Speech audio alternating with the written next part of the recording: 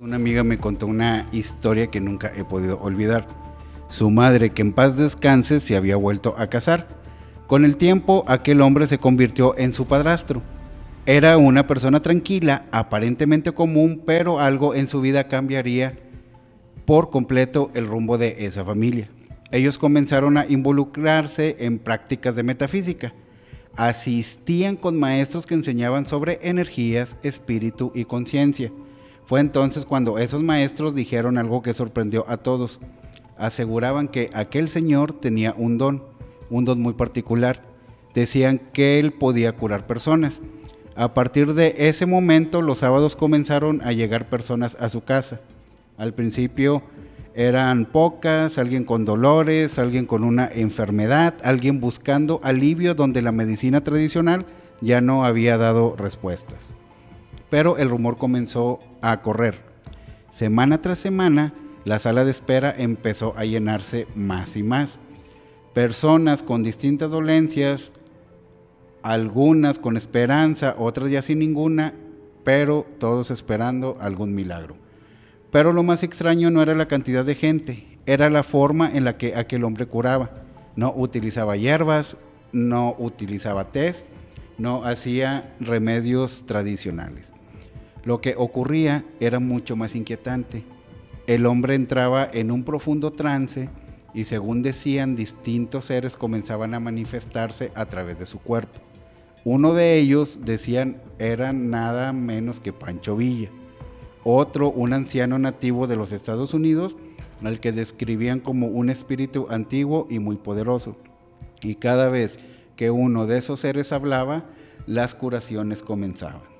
Y con el tiempo, quienes asistían cada sábado comenzaron a decir lo mismo, que cuando aquel hombre entraba en trance, algo más ocupaba su lugar, algo antiguo, algo que no pertenecía del todo a este mundo.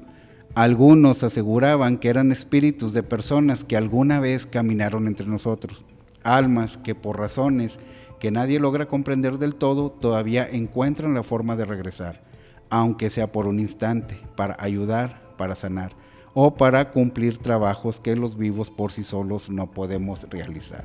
Y tal vez, solo tal vez, en esos momentos en los que el silencio llena la habitación y la voz del hombre deja de sonar como la suya, no sean los vivos quienes estén haciendo el trabajo, sino los muertos que bajan por un momento a este mundo para ayudar.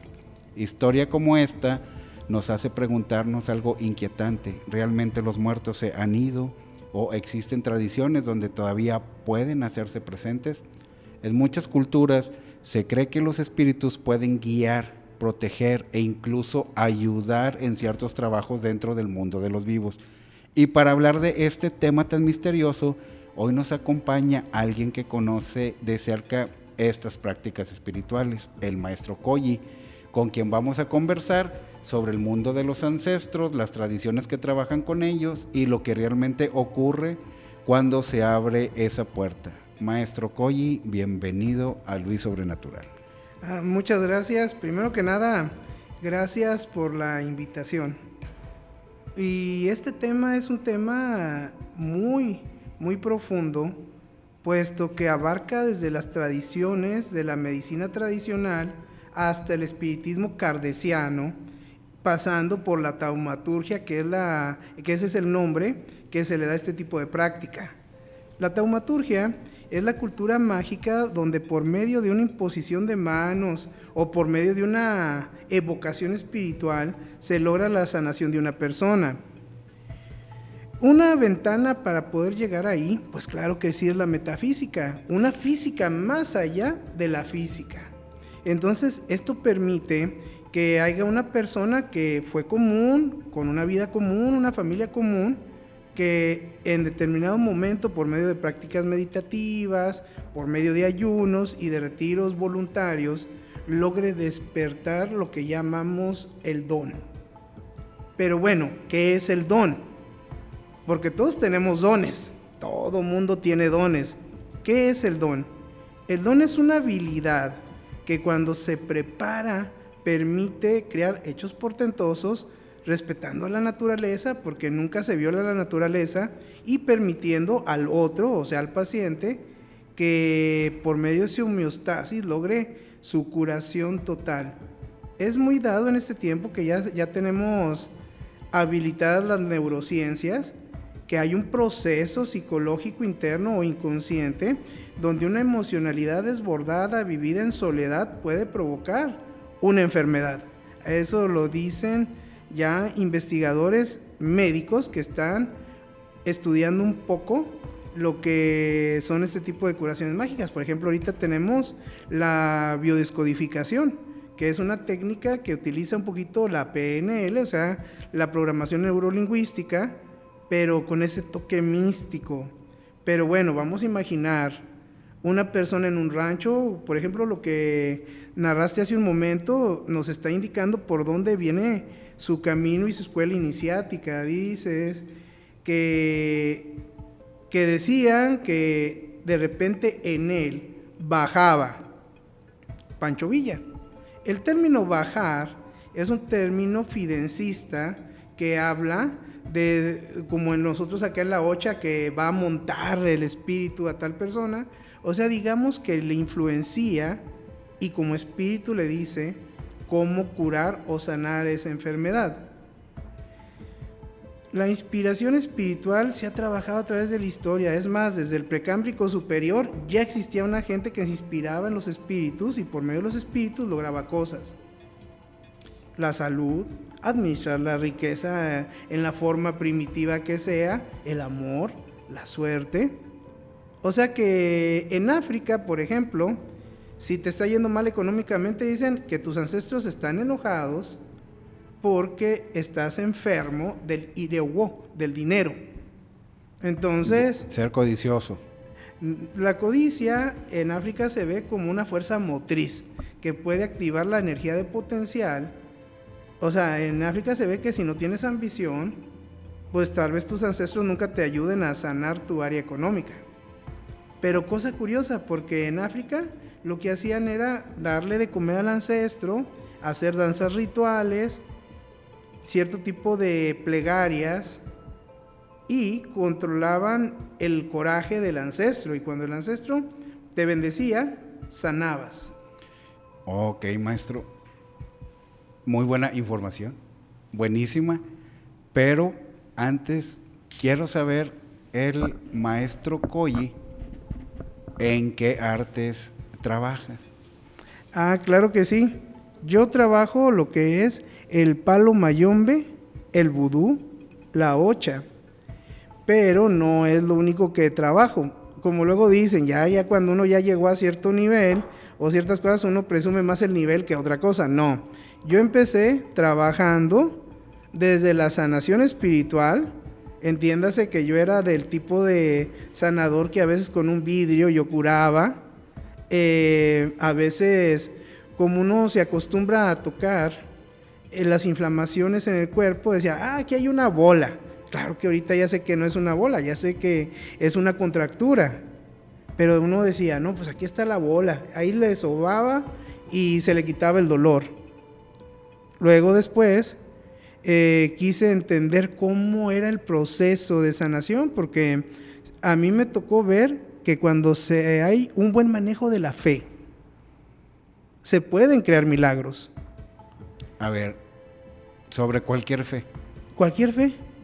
Cualquier fe. En lo que uno crea, uno tiene que tener fe. Claro que sí. Para poder manifestar milagros o que las cosas sucedan. Que las cosas sucedan. Una fe que se exalta puede lograr milagros.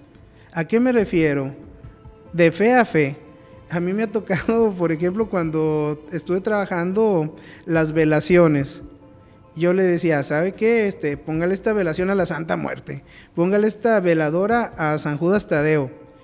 Y como es muy dado dentro de la cultura mexicana, había imágenes que tenían ropa, o sea, tenían tela. No había gente que le quería poner la veladora a San Judas Tadeo, casi en las piernas o en la entrepierna. Y yo decía, oiga señora, cuidado, me va a lesionar mi San Judas. Entonces, ahí sí hay fe y ahí es exaltación, pero no está bien manejada la fe. Cuando la fe trasciende y rompe los límites que nos ligan a la enfermedad, no produce más que frustración. Una fe exaltada pero sin control provoca anhelos, y un anhelo frustrado va a hacer sentir peor a la persona que cuando apenas estaba somatizando. Ok, entonces también hay que tener un control sobre la fe. Correcto, un control, un contexto, porque así como la comunicación es la que rige todo el contexto social, también los problemas del ser humano tienen un 90% de social. Entonces, si no se maneja la fe con un contexto adecuado, puede provocar lo que hemos visto en este tiempo de que gente se obsesiona con la fe y crea cosas raras, ¿no? Porque, por ejemplo, ahorita que anda de moda la ocha, la regla de ocha es la santería. Entonces tenemos regularmente 5 collares básicos, los eleques que usamos. Y hay gente que trae como 20. Sí, me ha tocado. Entonces uno dice, ok, sí, aquí yo traigo a mis orishas, traigo a mis santos, sí. Pero cuando traemos un poco de más, ¿por qué es? Por un fenómeno que se da en toda la cultura espiritual, que es la apropiación cultural. Okay. Regularmente nos equivocamos muy feo en la cuestión cultural y es histórica. En el tiempo de Moctezuma creía que iba a venir un dios barbado. Y llegaron los españoles. Y lo reconoció como dios. Lo reconoció como un dios, vio los poderes que tenían. Pues imagínense cómo serían aquellos tiempos, ¿no? Que tiene un palo de fuego, que ahorita sabemos que es pólvora y que es un rifle, pero en ese tiempo no se conocía. Y montan a caballo, y hacen esto, y hacen aquello, pues parecían cosas sagradas. Y se equivocó. ¿Y qué pasó cuando se equivocó? Perdimos nuestra cultura, perdimos nuestra lengua, y pues venos aquí hablando en español, ¿verdad? Sí, hay personas, bueno, ahorita hay una pelea entre, no, los españoles fueron buenos, nos mejoraron. Uh-huh. Y hay personas, yo soy de los que piensan que habemos personas, más bien, el conocimiento ancestral de nuestros indígenas era único. Matemáticas, astronomía, astrología, ayurveda, medicina, todo vino a romper con lo del hombre blanco. Y no tengo coraje, las cosas pasaron hace cientos de años, que a mí no me tocó estar, más que ahorita conocemos una historia, pero no sabemos si es completamente cierta. Pero yo sí creo que el conocimiento que tenían aquellos ancestros era muy profundo. Ahora se empiezan a rescatar un poco. Aquí en Occidente ya tenemos desde mitad del siglo pasado que vemos todas estas creencias en Oriente. Oye, budismo. Y si te vas para allá, si te vas para otro continente, yo creo que lo de este siglo son las tradiciones africanas. Yoruba, Palo Mayombe, vudú, entonces Ifa. Uh-huh. Entonces todas estas cosas nos están dando otro tipo de conocimiento, otra sensibilidad, y algunos lo toman para bien, otros para mal.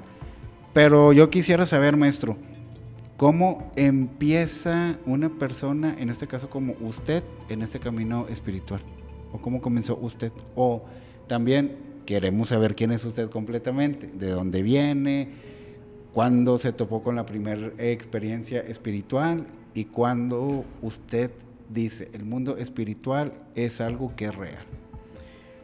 ¿Cómo comienza el camino espiritual? Es buen tema, porque regularmente uno ensalza el pasado y lo adereza con recuerdos ficticios que muchas veces no es la realidad. ¿Cómo comencé yo a practicar ese tipo de cosas? Bueno, pues yo estaba trabajando cierto trabajo que es legal, pero no era muy bien visto por algunas gentes, ¿no? Ya sabes, típico joven con un chorro de energía y metiéndose en problemas.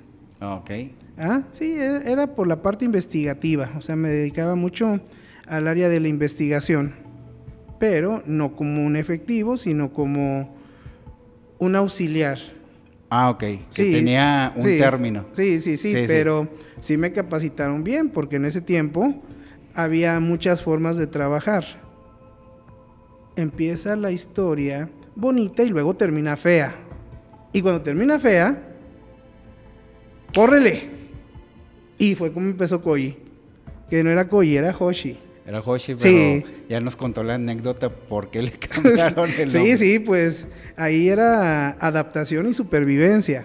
Bueno, todo religioso, todo mago, espiritista, brujo, empieza por alguna razón, por alguna necesidad.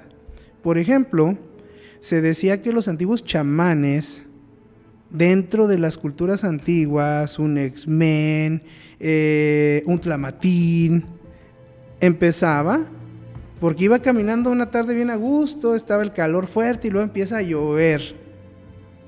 Iba caminando, tal vez iba pensando, no sé, en la novia, en el trabajo y ¡putales! Un rayo le caía y eso despertaba un don y se volvía un granicero. ¿Un granicero? Sí, que maneja... hay unos libros muy interesantes dentro de la Universidad Autónoma de México que hablan de los poderes de los brujos de antaño. Entonces un granicero, que ahorita todavía hay graniceros. ¿En serio? Son los que controlaban el clima. Ok. O sea, ellos tenían el poder de atraer la lluvia. Entonces, dentro de las historias que se platican entre la comunidad, pues hay gente que dice que hay una danza de la lluvia. Todos hemos escuchado eso. Sí. Y sin embargo, en otras culturas, uno baila bajo la lluvia, porque también sirve para canalizar ciertas energías, la consagración del agua y para muchas cosas. Bueno, pero empezaban por una necesidad. Había otros que nacían 7 mesinos y en ese tiempo no había incubadoras, así como sea la sabiduría popular. Pues el niño se aferró a la vida y creció y se volvió sanador. O sea que si pensamos como un alto iniciado, de que yo me inicié en tal hermandad, estoy en tal grupo, pertenezco... No es cierto. Empezamos porque nos estaba cargando, ya sabe qué. Sí, bueno, así empieza el camino espiritual. ¿Qué pasó después? Yo, antes de empezar mi camino espiritual, ya tenía un camino, porque mi papá trabajaba al vudú. Está mal dicho trabajaba, porque no es trabajaba vudú.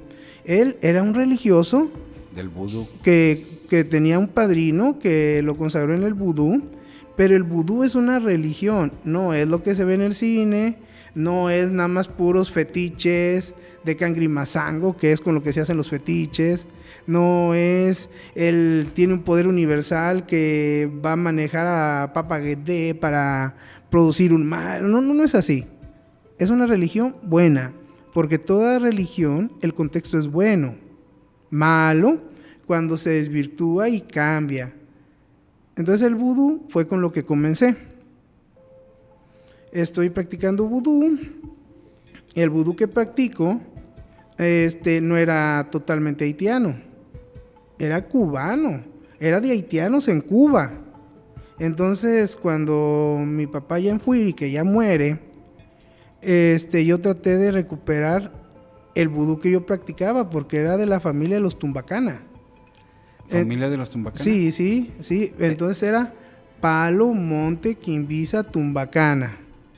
Entonces eran quimbinceros. ¿Es como un clan, una casta? Es como una familia. Ok. Sí, digamos de casa, familia más que todo. Un clan, una tribu. Entonces empiezo a rastrear esto y vi que no había mucha información. Quimbisa es Quimbisa, Tumbacana, tumba francesa. Pues perdí un poco el rastro hasta que mejor contacté al padrino de mi papá. Y él fue el que me pasó un poco de información, pero ya fue algo que se perdió. Mi papá conocía de budismo, mi papá conocía de meditación, mi papá conocía del lamasterio, conocía un chorro de temas. Entonces él fue el que me inspiró a aprender eso. Pero... Una pregunta, maestro, claro. Y disculpe que lo interrumpa. ¿El padrino de su padre era originario de México? No, era canadiense. Era canadiense. Uh-huh. ¿Y él allá conoció el...? Sí, porque ellos dos tomaron muchas culturas, andaban en lo mismo los dos. Ah, ok. Sí, entonces de ahí se transmitió un poco y yo agarré ese camino. Después de eso, me empecé a involucrar en chamanismo mexicano. Entonces, dentro del chamanismo mexicano, pues están los ritos de Mictlantecuhtli y Mictlantecuhtli, las cuestiones del reino de Mictlán, de los muertos. Y me encontré con hermandad muertera, por así llamarle. Hermandad muertera. Sí, en México. Entonces, de ahí yo empecé a trabajar con la Santa Muerte. Entonces, estaba trabajando con la Santa Muerte, tenía lo que era mi cultura religiosa, porque en realidad lo de la Santa Muerte se estaba desarrollando en ese tiempo, estaba comprendiendo muchas cosas, y lo trabajé más como la Santa Muerte que como Mictlantecuhtli y Mictlantecuhtli. Hay algo que yo he querido saber, maestro. Uh-huh. El culto de la Santa Muerte moderno, ve que está ligado mucho, bueno, si me equivoco, usted está para corregirme. Uh-huh. Veo que lo ligan al catolicismo, o personas que creen en santos católicos, creen en la Santa Muerte, no dejan de ser como 100%, no dejan de ser, siguen siendo católicas, pero también le rinden culto a la Santa Muerte. Y yo siempre pensé que por los chamanes y por nuestros ancestros indígenas, que es un culto que ya se hacía desde antes de la llegada de los españoles.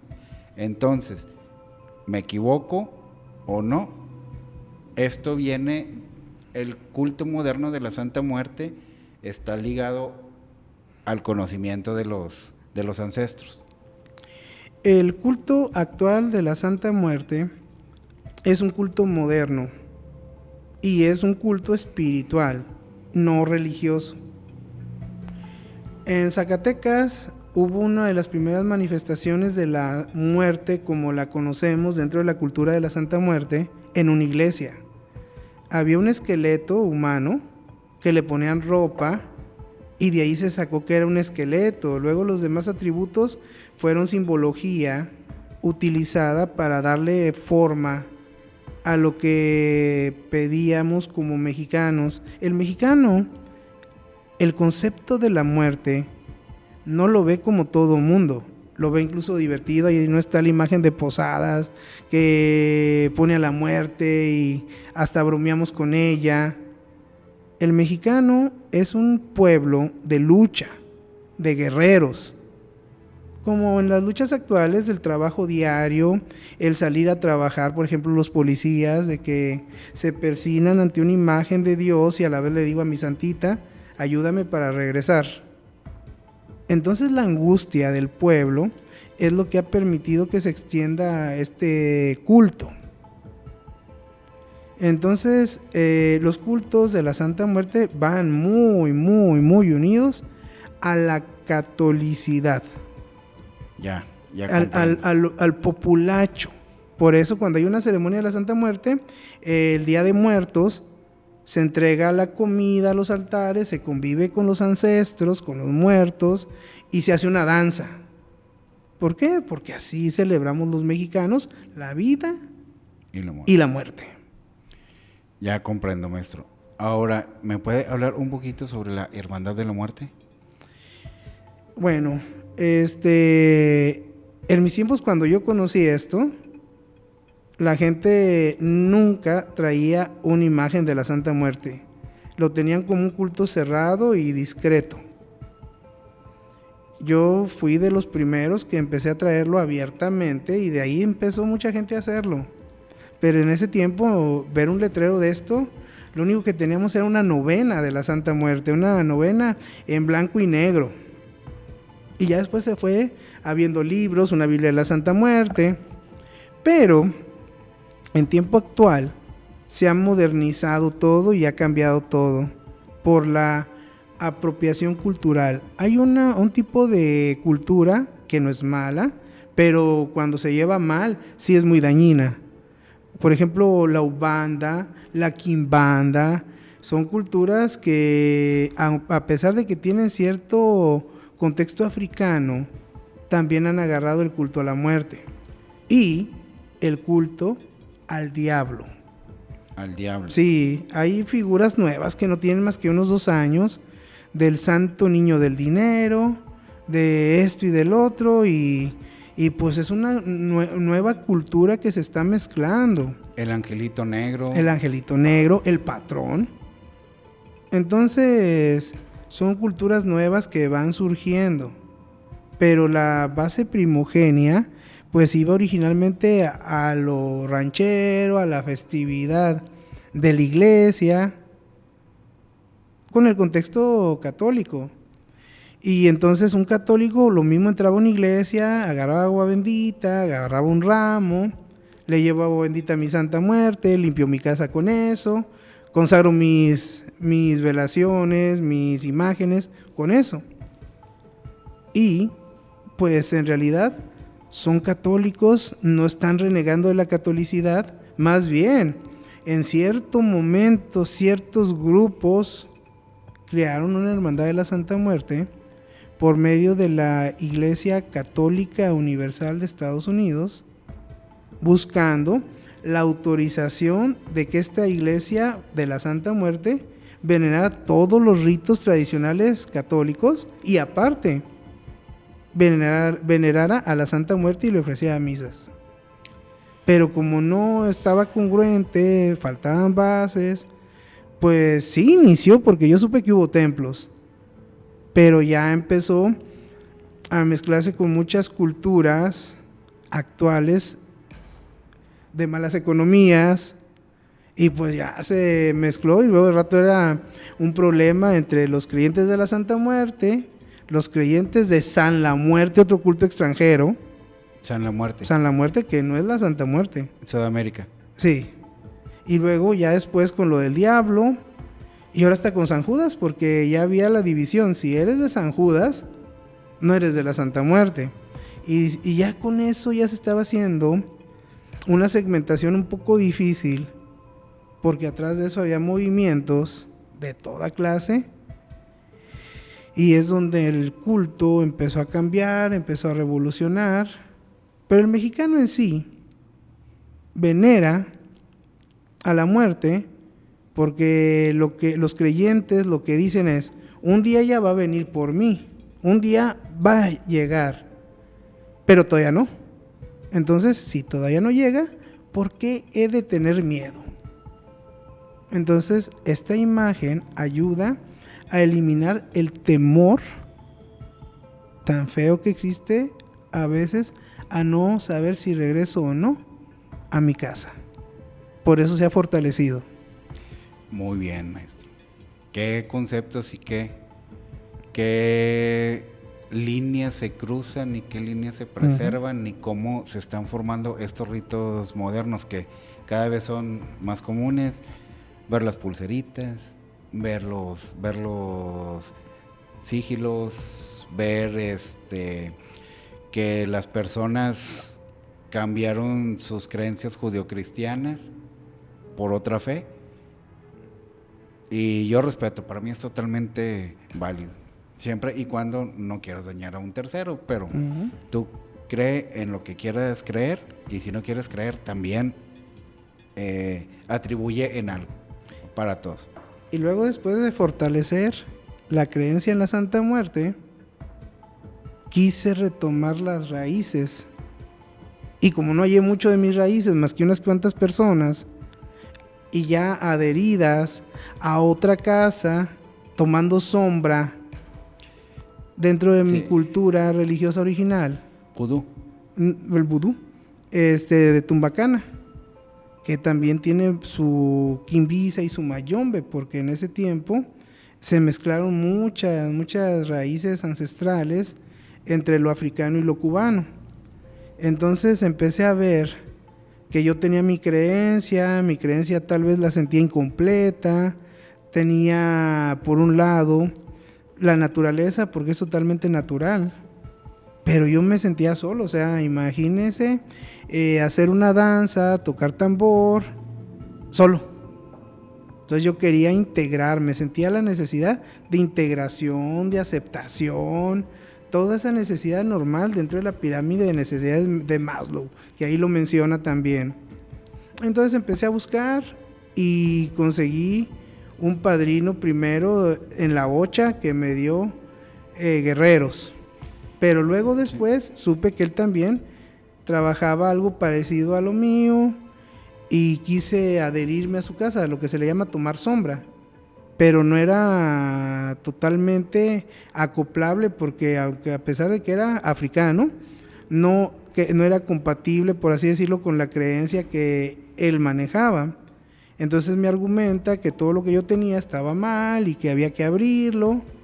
Y lo primero que nos enseñan dentro de esta cultura es: guarda tus secretos, el secreto da poder. Entonces yo no quise que me abriera nada y mejor me alejé. Y pensé, voy a ir a Cuba. Porque en ese tiempo yo escuchaba Palo Mayombe y yo tenía el vudú y tenía la Santa Muerte. Lo que se decía del vudú es la religión de los pobres, y la Santa Muerte, pues en ese tiempo ya empezaba la cultura actual que no es muy bien vista. Entonces dije, voy a ahorrar dinero y me voy a ir a hacer esto. Y se fue para Cuba. Los caminos se me acoplaron y empecé a conocer un poquito el contexto cubano, porque lo traté de hallar aquí en Monterrey y hallé una buena persona, a mi padrino Daniel, que yo le mando un saludo, por ahí me ha de estar viendo también. Él es muy, muy, muy buen religioso, y él fue el que me inició en el Palo Mayombe como tal. Entonces yo quería ir a Cuba, porque dentro de la cultura religiosa somos muy complicados los mexicanos. ¿Por qué, maestro? Porque siempre queremos el producto extranjero y creemos que tal vez si es extranjero es mejor. No, ya cuando se da uno sus estrelladas, ya ve que en realidad no importa el hábito, importa el monje. Sí, en la tradición mexicana o en la cultura mexicana, y ahorita que usted me está contando que tenía el culto a la Santa Muerte, el vudú, siento que nuestra hechicería, brujería, chamanismo, como le queramos llamar, es muy acoplable con otras culturas. Sí, eso se le llama adaptación y acoplación cultural. O sea, somos muy buenos para eso, ¿eh? Entonces, la hacemos a la mexicana. Ese es el concepto. Sí, o sea, agarramos vudú y lo mexicanizamos. Agarramos la ocha y es ocha a la mexicana.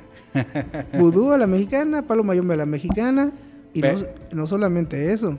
Pero no lo veo como algo malo, mexicanizarlo. No tiene nada malo. O tropicalizarlo. Tropicalizarlo. Nosotros nos robamos tradiciones, las adaptamos, las digerimos, le damos mejor forma, porque sí somos muy guapachosos. O sea, el mexicano ya de naturaleza somos fiesteros, tenemos esa chispa, pero también el cubano, también el africano. Entonces le ponemos sabor a la creencia. Ok, maestro, hay algo que yo quiero saber. Y usted comienza con, digamos, no creando, sino de varias culturas, usted trabaja su propia espiritualidad. Vudú, Santa Muerte, Osha, santería. Y cuando se empiezan a acercar las personas con usted, o cuando usted dice, ¿tienes un problema? Yo te puedo consultar. A mí se me empezaron a acercar personas desde que comencé. Estoy hablando hace 30 y cacho años. Yo todavía me acuerdo que decían algunas clientas, míralo bien jovencito y mira lo que sabe hacer. Ahorita no, ahorita dicen, ya ni friega, este canijo sigue donde mismo. Sí. ¿Qué edad tenía, maestro, cuando comenzó a consultar? No, pues tenía como 17 o 18 años. No, bien joven. Sí. Pero lo que me empezó a gustar de todo esto es comparar, conocer, investigar. ¿Y se puede saber cuáles eran las consultas en aquellos tiempos? Ah, sí, claro. En ese tiempo leía baraja española, leía tarot, por medio del tarot aconsejaba y aparte pues tenía la medicina espiritual y todo eso. Ya con el tiempo lo sofistiqué y ya era maestro Reiki, era acupunturista, iridólogo, naturópata y claro que la consulta fue mejorando. Pero en realidad para consultar no se ocupa mucho. Lo que se ocupa cuando una persona va comenzando es fe. Un buen manejo de la fe. Y la fe mal guiada, cuando estamos apenas aprendiendo, es lo que nos puede llevar a cometer muchos errores. Pero yo siempre he pensado, sabio es aquel que le ha regado tanto, que ya se volvió sabio, y no aquel que nunca hizo nada, siempre fue perfecto, y por ende no tiene experiencia de nada. En el campo espiritual, entre más errores que se cometan, entre más errores se rectifiquen, más hábil es el sanador. Claro. Todos esos topecitos van diciendo, ¿sabes qué? Ya me la sé, ya no me tengo que ir por ahí. No te vayas por allá. Es por acá. Me llamó la atención esto que trajo. Ah, sí, esto de aquí es el chamalongo. Yo ahorita he aplicado algo que un día se me dijo en IFA, que dice, un perro tiene 4 patas, pero solamente coge un camino. Entonces dentro de eso dije, a ver, ¿qué me gusta a mí? O sea, ok, conozco la magia de la aurora dorada, conozco hermandades secretas donde he estado, pero ¿qué me gusta? ¿Qué me llena? ¿Por dónde me voy? ¿Por dónde me voy? Y me fui por el palo mayombe. Soy Lemba, me reconozco como Lemba. ¿Qué es Lemba, maestro? Lemba es la casa de la que vengo. Ok. Que mi padrino es en Tuala, Congo, ya en Fuiri, ya murió. Pero me ayudó a entender muchas cosas del mayombe. Lo bueno y lo malo. Ambas caras. Y también conocí a un enfumo, que también me ayudó, que de hecho el enfumo vino a Monterrey y enseñó a mucha gente muchas cosas. Pero por cosas del destino, pues no fue fácil el continuar. Pero el mayombe a mí me llena tanto que ya se me aplica lo que un dicho cubano que dice que moro viejo jamás será buen cristiano. Entonces yo ya me quedé con el mayombe y tengo la ocha y la tengo para mí, y claro que la respeto y la venero, pero a mí háblame mayombe y estamos hablando un lenguaje común, me llena de energía, me gusta. Háblame de lo demás y pues claro, qué bonito, sí, como tradición es hermoso. En el mayombe, ¿qué tipo, digo, porque recurren personas a usted, problemas económicos, desamores, quieren amarrar amores también? Uh-huh. Todo eso usted lo trabaja. Bueno, aquí les quiero aclarar un poco qué es religión y qué es brujería. Claro. La brujería entra dentro de la religión porque el africano es muy brujo. Y aquel que ha tenido contacto con África termina siendo brujo. ¿Por qué lo digo? Vámonos a Pachita. Pachita fue una sanadora muy famosa en el México antiguo. Pues ella fue entrenada por un africano. Entonces, claro que lleva todo el contexto. ¿Por qué? Porque lo que ella hace, un buen sanador que lleve esa cultura lo entiende. Va. Sí. Hay un concepto sobre las personas. Lo primero que, digamos, les puede causar miedo, un poco de miedo, un poquito más o menos, es que se trabaja con los muertos. Uh-huh. El relato con el que comenzamos este programa habla sobre una, no propiamente del palo mayombe, pero canalizar a los muertos para poder trabajar. El palo mayombe, ¿cómo trabaja?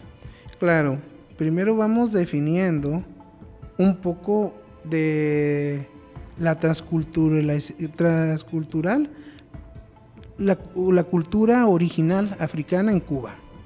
Bueno, llega el símbolo del ancestro, el enquisi primordial, y ese enquisi primordial era visto como una medicina que los africanos tenían para solucionar sus enfermedades, que eran de amor, de salud, de dinero y de suerte. Entonces ahí vino el enquisi en Condi, un enquisi que permitía defenderte y hacer justicia, y llega representado como una piedra que en una jabita, como dicen los cubanos, en una vasijita se conservaba, y esa piedra, ese matari, a veces simbolizaba el enquisi en su forma, pero había una diferencia. Una cosa era el enquisi como medicina, y otra era el enquisi como ancestro.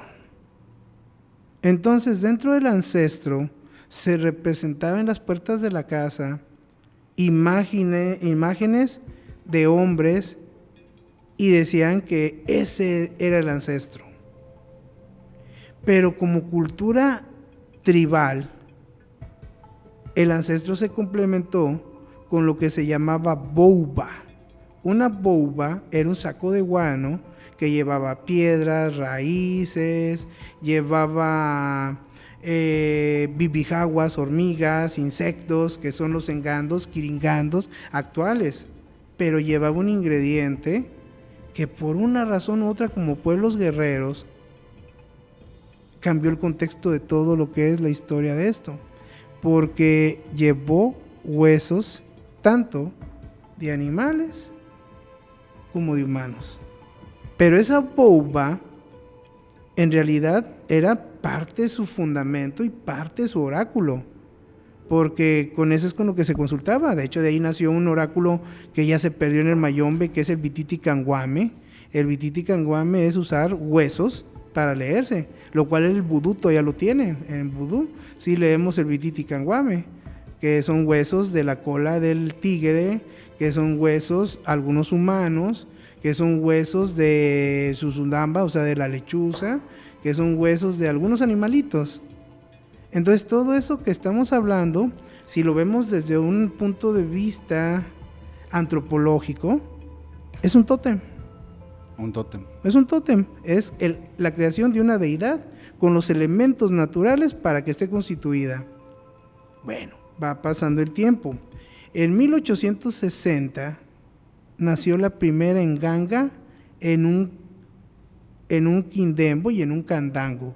Quindembo es hierro, o sea, caldero de hierro, y en otro candango, caldero de barro. Y ahí fue donde se empezó a constituir una piedra central sobre una firma. Esa firma, esa dimanga, era por decirlo, el centro de la canasta, donde se estaba pactando con varias entidades como si fuera un microcosmos, un micromundo.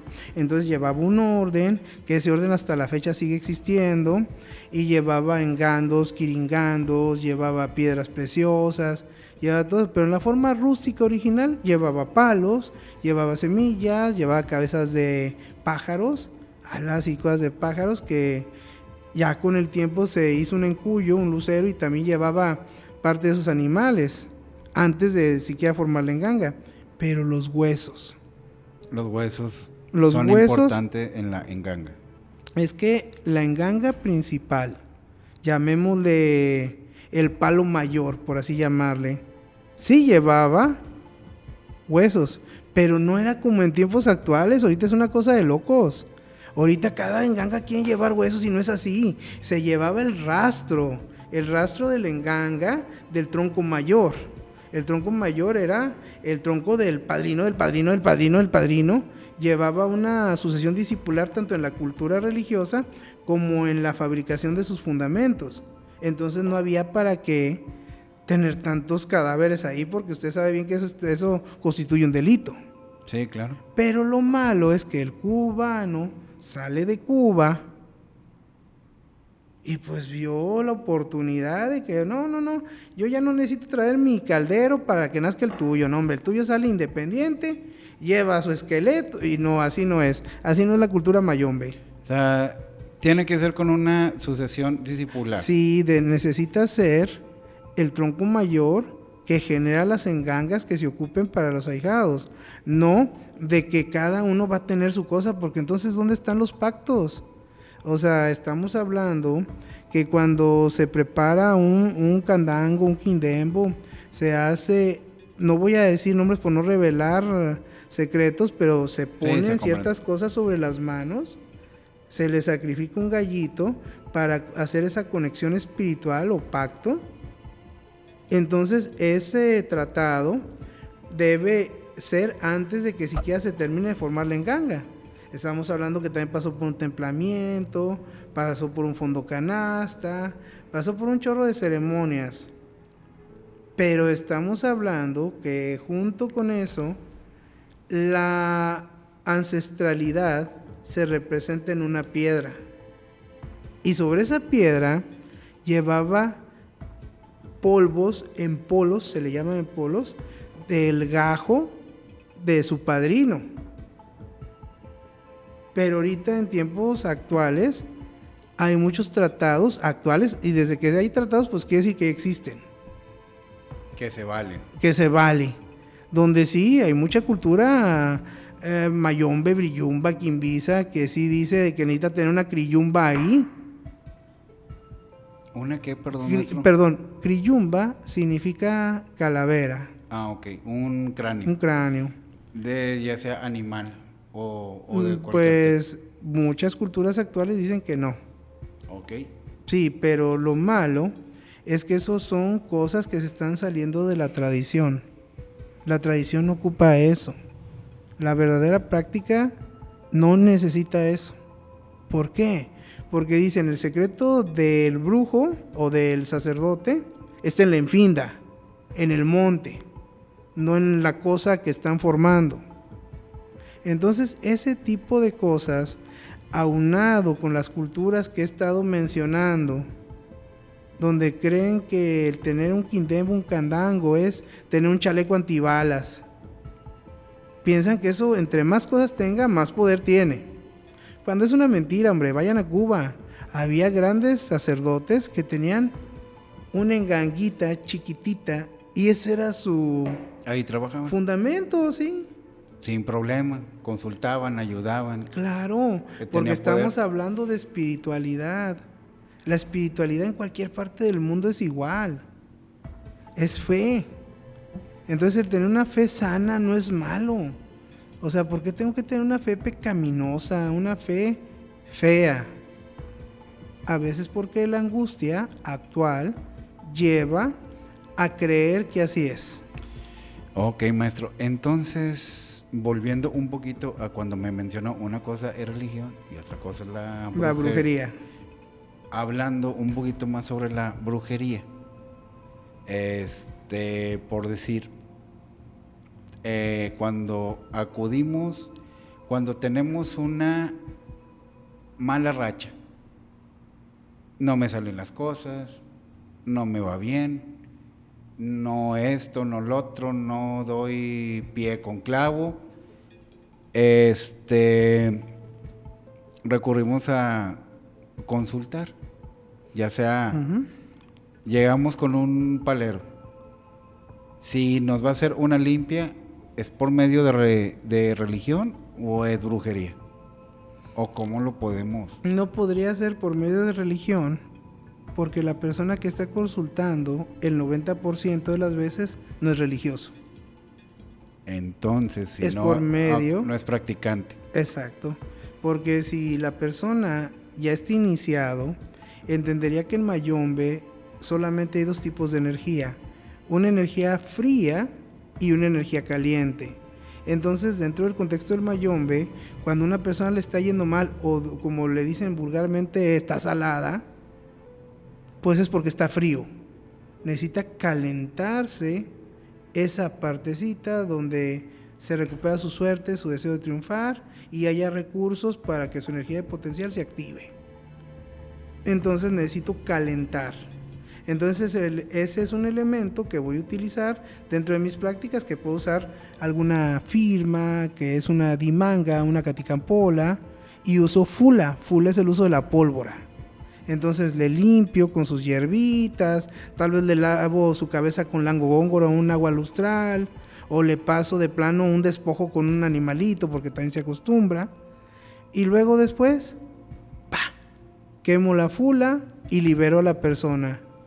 Si observa, es simbolismo, un simbolismo sanador, con una lógica. Y llega la persona que no tiene el contexto religioso, no le voy a hacer la firma, porque en realidad no entendería qué estoy haciendo. No le voy a llegar luego pasando un gallo, porque en realidad tampoco sabe que ese sunsu va a absorber toda esa energía áurica que tiene y le va a ayudar a quitar toda esa negatividad. Porque en tiempos antiguos, es más, vaya a un rancho. En un rancho le van a pasar una gallina negra. O sea, es lo mismo. Entonces, no entendería el contexto. Por eso mejor llega una persona así, le doy su limpia con hierbitas, que yo sé cuántas hierbas son, qué cantidad lleva. Le pongo alguna loción espiritual como la flor de naranjo, que es muy buena.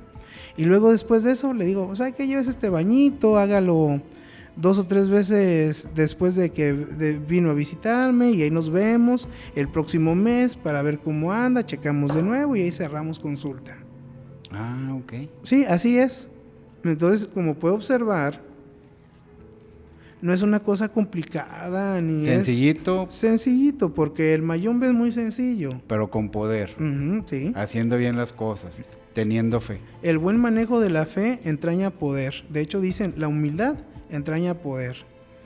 Entonces muchas veces nos jactamos de que tenemos tantas iniciaciones, tantas cosas, y perdemos el sentido humano. No, el sentido humano no se debe de perder. De hecho, toda práctica espiritual, toda.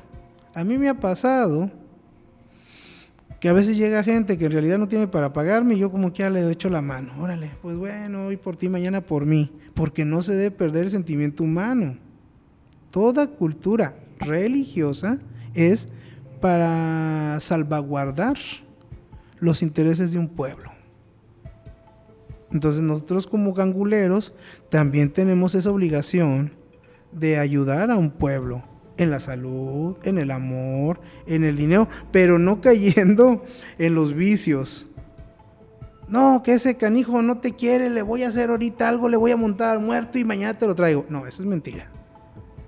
Ante todo el respeto, porque aunque no se crea atrás del mayombe, hay lo que le llamamos la cruz conga, la vikenga, que es la base del sistema oracular, donde nos da a entender un sistema muy parecido al sistémico. ¿Qué significa la teoría de sistemas? A veces el sistema falla por un pequeño error en una parte muy importante del sistema, y a veces ese error somos nosotros. Nosotros mismos. Sí. Entonces, un buen gangulero debe entender la vikenga, porque en ese glifo, en ese símbolo, me voy a dar cuenta, primero, en qué tiempo, en qué forma realmente le voy a poder ayudar. Muy bien. Maestro, yo quiero saber algo. A ver, dígame.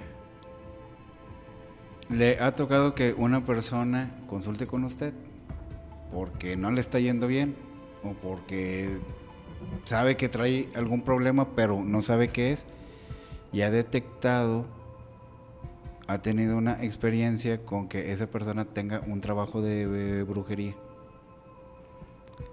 Hay ocasiones que sí, pero hay que definir qué es un trabajo de brujería. Un trabajo de brujería es una energía guiada con una intencionalidad. O sea, no es una energía que por algo llegó a uno, sino es la mente de una persona sobre la de uno. Ahí lo que conviene hacer es despojarse de esa energía, limpiarse. Limpiarse. Uh-huh. Así, sí. Bueno, hay personas que tienen una energía muy potente y que les gusta ser envidiosos y nos afecta. Pues ahí no está la jetatura, el mal de ojo que dañan vehículos, dañan cosas, pero ¿qué hace la gente con la religión y con la fe? Una buena limpiadita, ya sea con líquidos, con cosas lógicas, y luego una buena protección, que puede servir como protección. Un símbolo totalmente fuerte y entendible por el usuario, que le ayude a eliminar y a protegerse de ese tipo de energías. Y después de que se proteja, a echarle ganas, a ponerle pilas para que funcionen las cosas. Y ese es el buen manejo de la fe. Un poquito el santo, un poquito el muerto y otro poquito tú. ¿El muerto cómo les ayuda, maestro, en un trabajo? Dentro del tótem que tenemos, que es la enganga o fundamento, se representa una parte humanizada de una gran potencia universal que es la enfinda. Y ese lo conocemos como el enfumbe. En la cultura actual de Mayombe, de Brillumba y de Quimbisa, se le da mucha importancia al enfumbe. Pero no, el enfumbe es un ingrediente más de ese gran caldo energético que me va a permitir operar tanto en el seque, que es el mundo físico, como en el empemba, que es el mundo espiritual. O sea, mi tótem, mi figura representativa, me da poder en dos mundos. Esa es la creencia del Mayombe. Energía de otro mundo. El mundo de los ancestros. Que nos ayude en este plano. Sí. No hay más. No Exacto. Es como que... O sea que si sanamos, tenemos que generar un poquito de lo que vamos a dar. No podemos dar algo que no tenemos. Ok.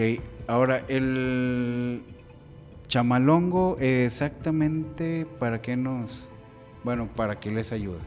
La tirada de chamalongo o del inyamputo, porque también hay inyamputo, el inyamputo es la cáscara de coco, que son 4 o según la escuela donde se esté practicando lleva cierto número. En el caso del Emba son 9 conchas marinas, donde se hace una primer tirada para ver cómo viene la persona, una segunda tirada para saber por qué viene así y una tercera tirada para saber qué vamos a hacer con la persona. Okay. Cada tirada genera una letra, pero cada letra es doble. O sea, se hace por medio de 2 tiradas. Entonces estamos hablando que el chamalongo es un código numérico simbólico. Y aquí es donde entramos en otra polémica. ¿El brujo será clarividente o sabe interpretar bien? Ya. Porque debería primero saber interpretar bien para poder generar clarividencia. Porque si no, conoce su oráculo, no conoce la yogua o la base fundamental del oráculo, el dikenga, y pues estaríamos hablando de un mal religioso porque no sabe nada. Y el pobre consultante ahí se va a ir con una idea que ni le toca. Maestro, estamos llegando ya a la parte final de este programa. Me encantaría una segunda parte. Todavía me quedo con mucho. Yo sabía que, yo creo que hasta un día completo de programa no íbamos a despejar todas las dudas. Más bien las que tengo yo, esas pues las dejamos. Las que tienen los que nos están viendo del otro lado, esas son las importantes. Maestro Colli, algo que nos quiera regalar de su sabiduría, un consejo, algo que también personas que les llame la atención el palo mayombe. Yo el consejo que les doy es en religión y en fe, o sea, espiritualidad. siempre tengan un sentido común, busquen la cofradía o casa o enso donde se sientan a gusto.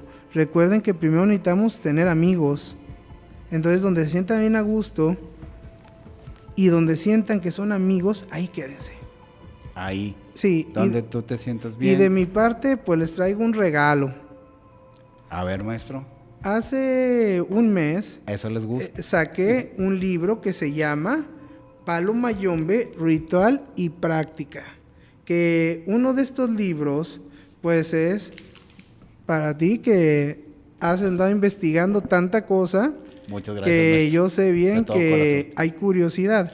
Este libro no revela secretos, solamente habla de cómo, por así decirlo, caí al Mayombe, cómo terminé ahí y cómo me hice tata.